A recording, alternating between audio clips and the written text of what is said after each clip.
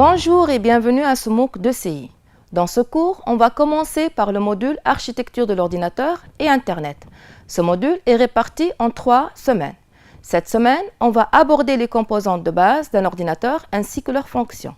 Bien sûr, un ordinateur est formé de 2 types de composantes.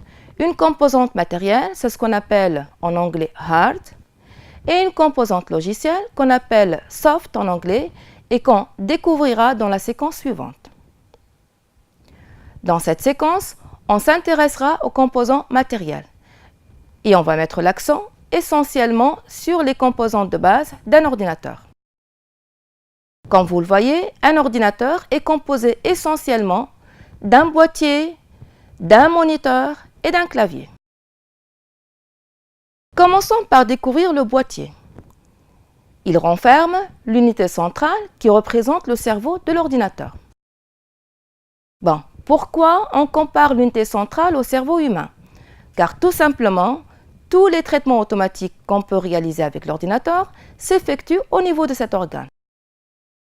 Cette unité contient la carte mère sur laquelle on trouve le microprocesseur, les barrettes mémoire, plusieurs cartes comme la carte graphique, le disque dur, etc. Le deuxième composant matériel est le moniteur. Il est similaire à la télévision parce que tous les deux possèdent des écrans utilisés pour afficher des informations.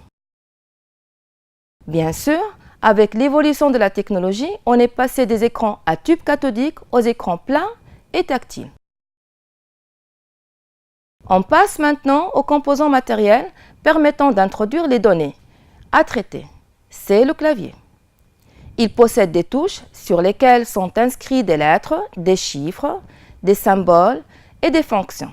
Exemple, la touche imprime écran, la touche supprimer, la touche insérer, etc. De même, avec l'évolution technologique, il existe beaucoup de modèles différents de claviers, avec ou sans fil, avec ou moins de touches.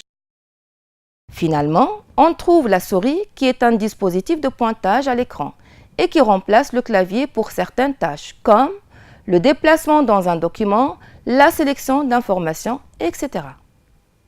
La souris possède des boutons qui, une fois appuyés, peuvent faire plusieurs choses. Encore plus, il existe différents modèles de souris avec ou sans fil, infrarouge ou avec molette.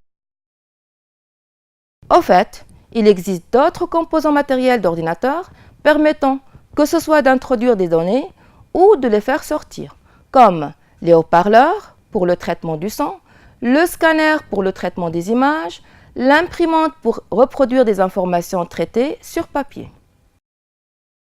Mais pour ce cours, je rappelle qu'on s'est limité aux composantes de base, à savoir le clavier et la souris pour introduire les données, l'unité centrale pour traiter les données et le moniteur pour afficher les données traitées. Merci pour votre attention.